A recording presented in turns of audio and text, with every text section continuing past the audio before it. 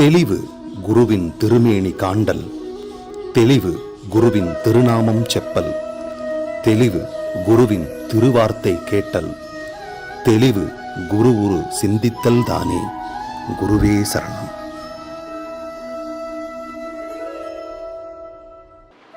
வணக்கம், நான் உங்கள் ஆத்ம நண்பன் பேசுகிறேன். பிரம்மஸ்ரீ தவத்திரு திருச்சிற்றம்பல சாதுசித்தர் என்னோட குருநாதர் அவர்களுடைய மலர் பாதங்களை வணங்குறேன். நம்ம குருநாதரோட ஜீவசமாதி திருக்கோயில்களில் நம்ம இருக்கும் பொழுதும், அங்கே நடக்கும்போதும், உட்கார்ந்துருக்கும் போதும், இல்லைன்னா தியானத்தில் இருக்கும்போதும் அவரோட இருப்பை, குருநாதர் அங்கே இருக்கிறாருன்னு இருக்கக்கூடிய இருப்பை உணர்த்துற மாதிரி ஏதாவது அறிகுறிகள், சமிக்கைகள், செய்கைகள் நமக்கு ஏதாவது தெரிஞ்சுக்க முடியுமா? அப்படி ஏதாவது பாசிபிலிட்டிஸ் இருக்கா? அப்படிங்கிற விஷயத்தை பற்றி தான் இந்த பதிவில் நம்ம பார்க்க போகிறோம். உங்களோட குருநாதர் ஜீவசமாதி அடைஞ்சிருப்பாங்க. அந்த ஜீவசமாதி இடத்துக்கு ஒரு தாய் தன்னோட குழந்தை எப்படி நேசிக்குமோ அந்த மாதிரி நேசிச்சுட்டு இருந்த குருநாதரை நோக்கி நீங்கள் பால் குடிக்கிற குழந்தை மாதிரி ஆனந்தமாக ஓடுவீங்க. அந்த சமயத்தில் நீங்கள் போவீங்க, தியானம் பண்ணுவீங்க, வருவீங்க. ஒரு சமிக்கைகளோ ஒரு அறிகுறிகளோ இல்லாமல் இருக்கும்போது மனசு கொஞ்சம் கஷ்டப்படும். என் குருநாதர் ஏதாவது மூலமாக என்னோட தொடர்பு வச்சு எனக்கு ஏதாவது சொல்லுவாரா அப்படிங்கிறது கண்டிப்பாக ஒரு நல்ல சீடனுக்கு ஒரு பெரிய லாங்கிங்காக இருக்கும்.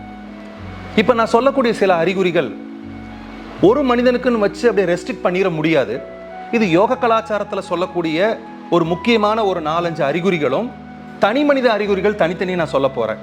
யோக கலாச்சாரத்தில் என்னென்ன அறிகுறிகள் சொல்கிறாங்க அப்படின்னா, நீங்கள் ஜீவசமாதிக்கு போன உடனே மனம் எவ்வளோதான் அளபாஞ்சிக்கிட்டு இருந்தாலும், ஏதோ எண்ணங்களை உற்பத்தி பண்ணிட்டு இருந்தாலும், சிந்தனைகள் தாறுமாறாக ஓடிட்டு இருந்தாலும், அந்த ஜீவ சமாதிக்குள்ளே நீங்கள் போய் உட்காரும் போதோ, தியானம் பண்ணும்போதோ, இல்லை வெறுமனே நின்றுட்டு இருக்கும் போதோ ஒரு ஆழ்ந்த அமைதி, ஒரு இனம் புரியாத அமைதி உங்களை சூழ்ந்துக்கும். இந்த அமைதி ஏதோ நீங்கள் வனாந்தரத்தில், காட்டுக்குள்ள, இல்லை ஆகாயத்தில் இருக்கிற மாதிரி ஒரு ஃபீலிங்கை கொடுக்கும். இது முதல் அறிகுறி. உங்கள் குருநாதர் உங்களோட ஒரு தொடர்பில் இருக்கிறாரு, இருப்பை உணர்த்துறாருங்கிறதுக்காக. அடுத்தது 2வது, தியானம் நல்லா கை கூடுறது.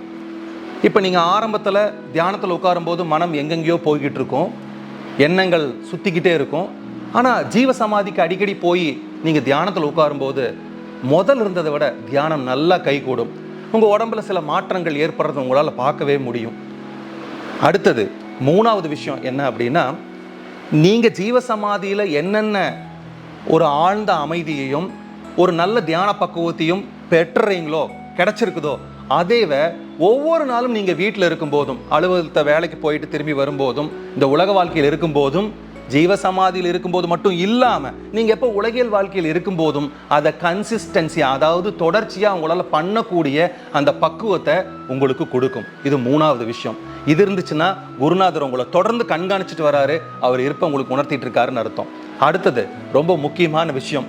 இது நிறைய சாதகர்கள், நிறைய சீடர்கள் என்கிட்டே வந்து சொல்லியிருக்காங்க, நிறைய இடத்துல பகிர்ந்துருக்கிறாங்க. நீங்கள் ஜீவசமாதியில் இருக்கும்போது ஏன், எதுக்கு, என்ன காரணமே இல்லாமல் கண்கள் இருந்து தண்ணீர் வர்றது, அது ஒரு விதமான உணர்வு. அந்த உணர்வை வார்த்தைகளால் சொல்லி விளக்கவே முடியாது. அது குருவுக்கும் சீடனுக்கும் உள்ள ஒரு பெரிய பிணைப்புங்க. அப்படி ஆச்சுன்னா கண்டிப்பாக உங்கள் குருநாதர் உங்கள் பக்கத்துல இருந்து உங்களுக்கு பிளஸ் பண்ணிட்டு இருக்காருன்னு அர்த்தம். அதை மறந்துடாதீங்க. அவரோட இருப்பு 100% இருக்குதுன்னு அர்த்தம். அடுத்தது ஆனந்தமான மனநிலை. இப்போ எப்போவுமே ஒரு சிலர் பார்த்தீங்கன்னா உலக வாழ்க்கையில் இருக்கும்போது கடுகடுன்னு இருப்பாங்க, சிடுன்னு இருப்பாங்க, கோவப்பட்டு பேசுவாங்க, ஷார்ட் டெம்பராக இருப்பாங்க. ஆனால் எப்போ நீங்கள் ஜீவசமாதிக்கு அடிக்கடி போயிட்டே இருந்தீங்களா, உங்களோட குணம் கொஞ்சம் மாறிடும், ஒரு ஆனந்த நிலை இருக்கும். எதையும் ஒரு just like the take it easy மாதிரி எடுத்துக்கிட்டு இருப்பீங்க. அப்போ குரு உங்களோட குணத்தையும், உங்களோட உடல் அமைப்பையும், உங்களோட ஞான நிலையும் கொஞ்சம் உயர்த்திட்டு இருக்காருன்னு அர்த்தம். அப்போ உங்களோட ஆனந்த நிலை அதிகமாகும் போது, முதல்ல இந்த ஆள் எப்படி கோவப்பட்டுட்டு இருப்பாரு, முதல்ல இவர் எரிஞ்செறிஞ்சு வந்துட்டு இருப்பாரு, ரொம்ப ஆனந்தமாக அமைதியாக இருக்காரு, இந்த தன்மையை உங்களுக்கு கொடுத்ததுன்னா குருநாதர் இருப்பு அங்கே இருக்குதுன்னு அர்த்தம். அவர் பிளஸ் பண்ணிட்டு இருக்காருன்னு அர்த்தம். இதை தாண்டி உங்களுக்கு கருணை வெள்ளம் அப்படியே ஆறு மாதிரி ஓடுங்க. நீங்கள் கருணையாக இருப்பீங்க. எந்த உயிர் கஷ்டப்படுறதுனால உங்க பார்த்து தாங்கிட்டே இருக்க முடியாது. வெளியில் யாராவது பிச்சைக்காரங்க இருந்தாங்களும் சரி, உணவு இல்லாமல் இருக்கிறாங்க, எல்லாத்துக்கும் நீங்கள் உதவி பண்ணுவீங்க. ஏதாவது ஒரு ரோட்டில் போகும்போது ஒரு நாய் அடிபட்டு கிடந்தால் கூட உங்களால் தாங்க முடியாது, ஐயோ எனக்கு வலிக்குதே அப்படிங்கிற மாதிரி ஒரு ஃபீல் வரும். இந்த கருணை உள்ளத்தை குருநாதர் நமக்கு கொடுக்குறாரு அப்படின்னா அவரோட இருப்பு இருக்குதுன்னு அர்த்தங்க. இப்போ நான் சொன்ன இத்தனை அறிகுறி யோக கலாச்சாரத்தில் பொதுவாக சொல்லக்கூடிய அறிகுறிகள்லாம். ஆனால் ஒரு மனிதனோட தனி மனிதனோட அனுபவம் எடுத்து அது நிறைய இருக்கும். அது ஒன்றுக்கு ஒன்று கண்டிப்பாக மேட்ச் ஆகாதுங்க. ஆனால் ஒரு சில அனுபவங்கள் என்னோட சொந்த வாழ்க்கையிலும் இருக்குது, சில யோகிகள் ஞானிகள் சொன்னதுலையும் கலெக்ட் பண்ணி சில தனி மனிதனோட அனுபவத்தை இப்போ நான் சொல்கிறேன். என்னென்னா, இப்போ நம்ம ஒரு ஜீவசமாதிக்குள்ளே போகிறோன்னா ஒரு மென்மையான தென்றல் காற்று, அவ்வளோ நேரம் காற்று ஒரு மாதிரி இருந்தாலும் என்னமோ ஏதோ ஒரு விசிறி விட்ட மாதிரி, ஒரு மயில் பீதல் தொட்ட மாதிரி ஒரு ஒரு வித்தியாசமான அனுபவம் இருக்கும். இந்த தென்றல் வந்து நம்மளை தீண்டுதுன்னு சொல்கிறாங்கல்ல, அந்த மாதிரி ஒரு அனுபவம் இருக்கும்.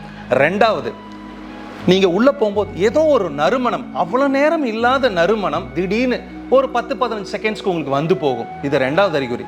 மூணாவது என்னென்னா, உங்களோட குருநாதரோட உடலோ இல்லை அவரோட சப்தமோ, நல்லா புரிஞ்சுக்கோங்க, உருவ அமைப்போ இல்லைனா அவர் பேசுகிற வார்த்தையோ, அவர் உங்களை ஏதோ ஒரு கண்ணான்னு கூப்பிடலாம், இல்லை மகனேன்னு கூப்பிடலாம், குழந்தைன்னு கூப்பிடலாம், உங்கள் கூட பேசியிருப்பார் அவர் உயிரோடு இருக்கும்போது. அந்த சம்பாஷணைகள் ஏதாவது ஒன்று காதில் கேட்குற அந்த ஒளி காதில் கேட்கலாம், இல்லை மணி சத்தம் காதில் கேட்கலாம், இல்லைன்னா ஏதாவது நிறங்கள் பார்க்கலாம், இல்லைன்னா அவரோட உருவத்தை பார்க்கலாம், இல்லைன்னா ஏதாவது ஒரு வெளிச்சம் பார்க்கலாம். இந்த மாதிரி விஷயங்கள்லாம் வந்துச்சு அப்படின்னா குருநாதர் இருப்பு அங்கே 100% இருக்குதுன்னு அர்த்தம். நீங்கள் ஜீவ சமாதி அவரெல்லாம் சாமி கும்பிட்டுட்டு கொஞ்சம் வெளியே வந்தீங்கன்னா இந்த விஷயத்தை கவனிங்க. அங்கே நாய்கள், நன்றியுள்ள பிராணி நாய்கள் நிறையா இருக்குதான்னு பாருங்கள். அந்த நாய்கள் நிறையா இருந்துச்சுன்னா சில பர்டிகுலர் ஏதோ ஒரு நாய் உங்ககிட்ட வந்து உங்ககிட்ட வாலாட்டிட்டு உங்களையே சுற்றி வருதா, உங்கள் மேலே தாவுதா, உங்ககிட்ட ஏதாவது கம்யூனிகேட் பண்ண வருதான்னு நினச்சி பார்த்தீங்கன்னா கண்டிப்பாக, இதை நான் குருநாதரோட கம்பேர் பண்ணுறேன்னு நினச்சிக்காதீங்க, குருநாதரோட கருணையும் அன்பும் இருக்கிறதுனால பிற உயிர் கூட உங்கள் மேலே அன்பாக இருக்கும். அதனால் அத்தனை பேர் இருந்தாலும் அவங்களெல்லாம் விட்டுட்டு அந்த நன்றியுள்ள ஜீவன் உங்கள் கால் பக்கத்தில் வந்து உங்கள் முன்னாடியே சுற்றிக்கிட்டு இருக்கும். இந்த அறிகுறிகள் இருக்கான்னு பாருங்கள். இதெல்லாம் இருந்துச்சு அப்படின்னா 100% குருநாதரோட இருப்பு ஜீவ சமாதியில் இருக்குது, அவர் உங்களுக்கு அருள்விட்டு இருக்காருன்னு அர்த்தம். இதையெல்லாம் தாண்டி நான் ரொம்ப ஒரு முக்கியமான யோக தத்துவமான ஒரு அறிகுறியை சொல்ல போகிறேன். இது நிறையா பேருக்கு வந்திருக்குமா இல்லையான்னு எனக்கு தெரியாது, என்னோட சொந்த அனுபவத்தில் சொல்கிறேன். நீங்கள் குருநாதரோட ஜீவசமாதிக்குள்ளே உட்காந்து தியானத்தில் ஈடுபடும் போது நல்ல தலையில் மேலே இருந்து யாரோ உங்களை பிடிச்சி இழுக்கிற மாதிரி, அப்படியே ஏதோ ஒரு ஃபோர்ஸு உங்கள் உடம்பு கீழிருந்து என்னவோ உங்களை பிடிச்சி இழுக்கிற மாதிரியும், உங்கள் உடம்பை அசைக்கிற மாதிரியும், உங்களோட மூச்சு காற்று ஏதோ பண்ணுற மாதிரி, இதெல்லாம் உங்களுக்கு அனுபவம் வந்துச்சுன்னா குருநாதர் அவரோட பிராணசக்தி வச்சு உங்களோட உடம்புல இருக்கக்கூடிய பிராணசக்தியோட தொடர்பு வைக்கிறாருங்கிறதுல 100% ஐயமே இல்லைங்க. கண்டிப்பாக அவரோட இருப்பு அங்கே இருக்கும், அவர் உங்களுக்கு பிளஸ் பண்ணுறாருன்னு அர்த்தம். இதெல்லாம் முடிச்சதுக்கப்புறம் கடைசியாக நீங்கள் ஒரு கேள்வி கேட்கலாம், சார் இது எதுவுமே எனக்கு இல்லை சார் அப்படின்னா மனம் தளராதீங்க, உங்கள் குரு பக்தியை அதிகப்படுத்துங்க, உங்களோட வைராகியத்தை அதிகப்படுத்துங்க. கண்டிப்பாக குருநாதர் உங்கள் கூட பேசுவார். என் வாழ்க்கையில் நடந்துட்டு இருக்கிற விஷயத்தை தான் சொல்கிறேன். நீங்கள் எவ்வளோ பரிசுத்தமாக ஒரு எந்தவித உணர்வுகள் உணர்ச்சிகளை மனசில் வச்சுக்காம கள்ளங்கபடம் இல்லாத தன்மையில் நீங்கள் குருநாதரை அணுகுனீங்கன்னா கண்டிப்பாக குருநாதர் உங்களை தொடர்பு இருப்பாருன்னு சொல்லிட்டு இன்னொரு நல்ல சந்தர்ப்பத்தில் சந்திக்கிறேன். நன்றி, வணக்கம், குருவே சரணம்.